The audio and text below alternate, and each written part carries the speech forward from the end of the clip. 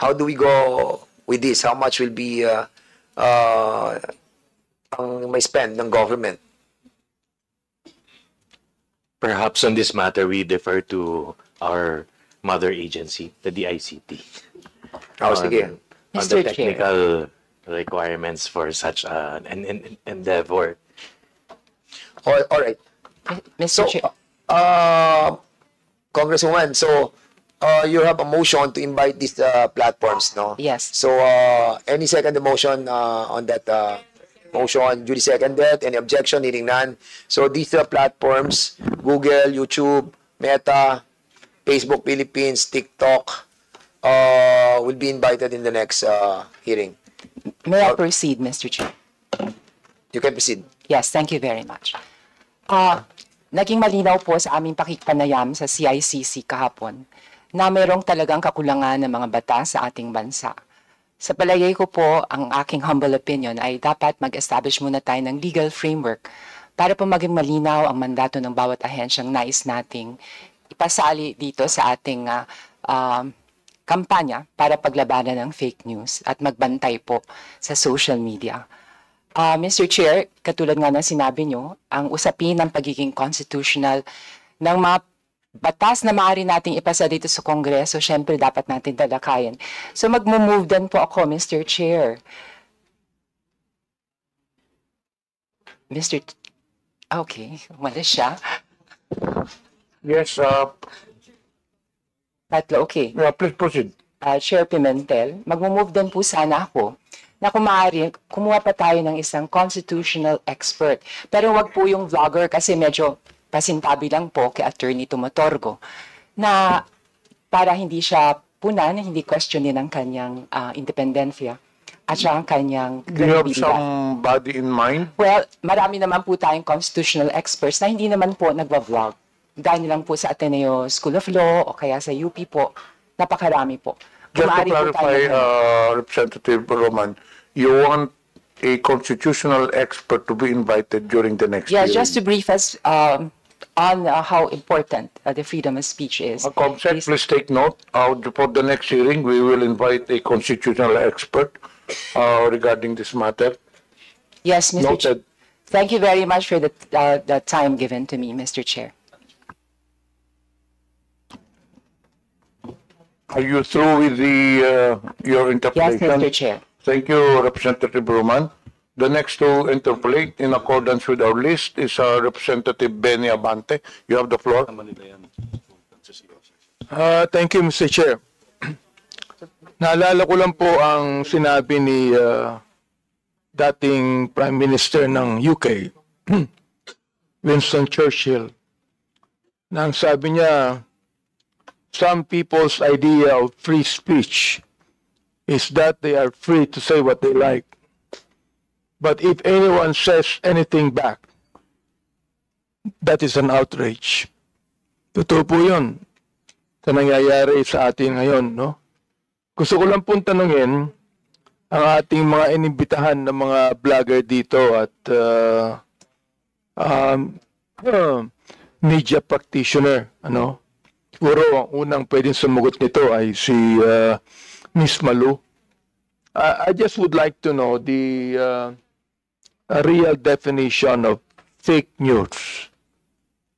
Sa inyo, ano po?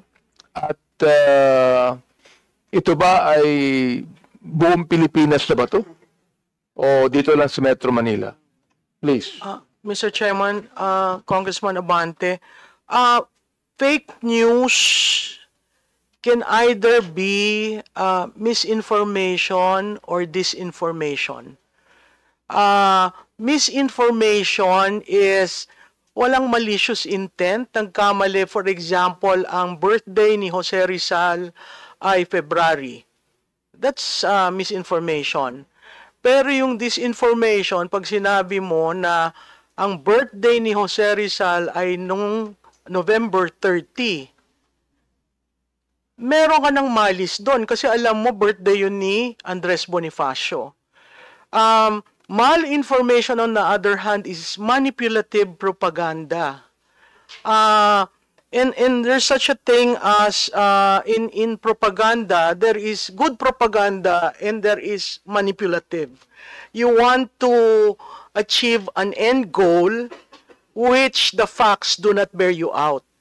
So ang fake news ho para sa akin ay alam mo yung katotohanan, factual, pero iniiba mo yung istorya.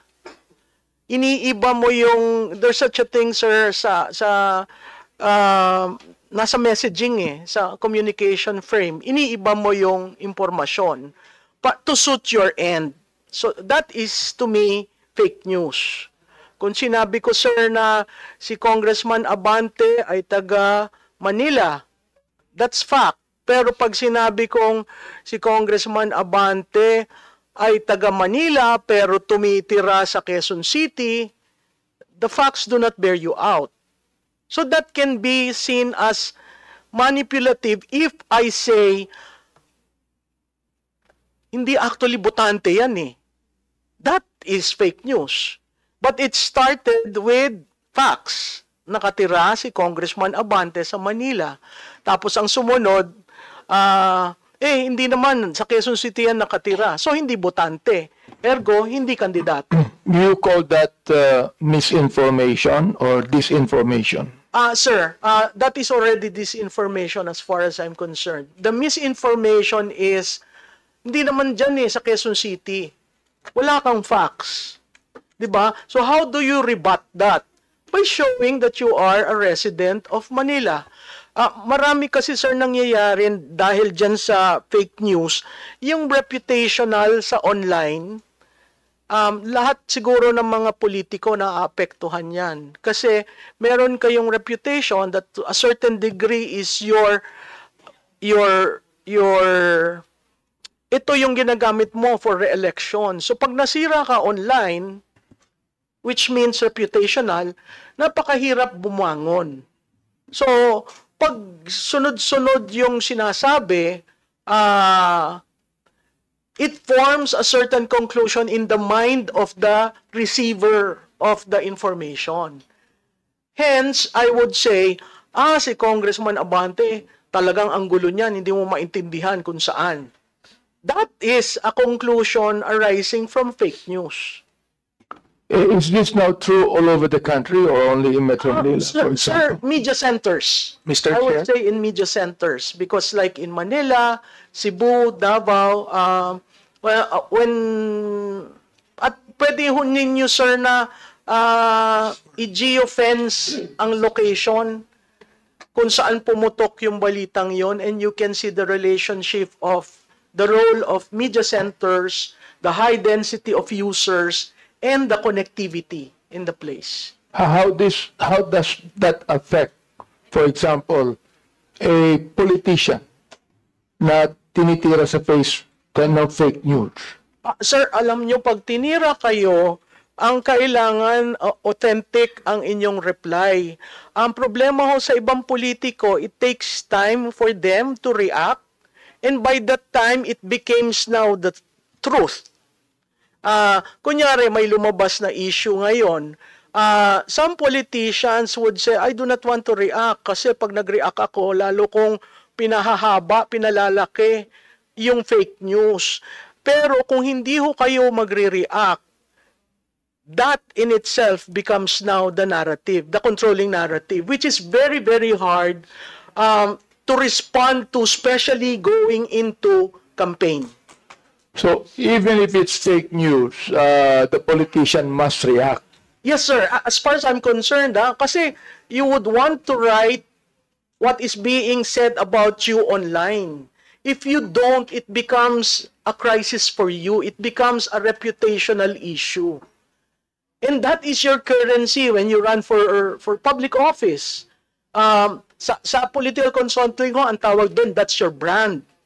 So if your brand is destroyed, it's going to be very, very hard for you to increase your trust. Natatandaan po ninyo ito, sir, may awareness, may tiwala. awareness, pwede kayong universal, ang tiwala, napakahirap i-earn. Ngayon, pag nakikita, ginawa yung issue sa inyo, sa distrito nyo, uuga ho yung tiwala. At alam naman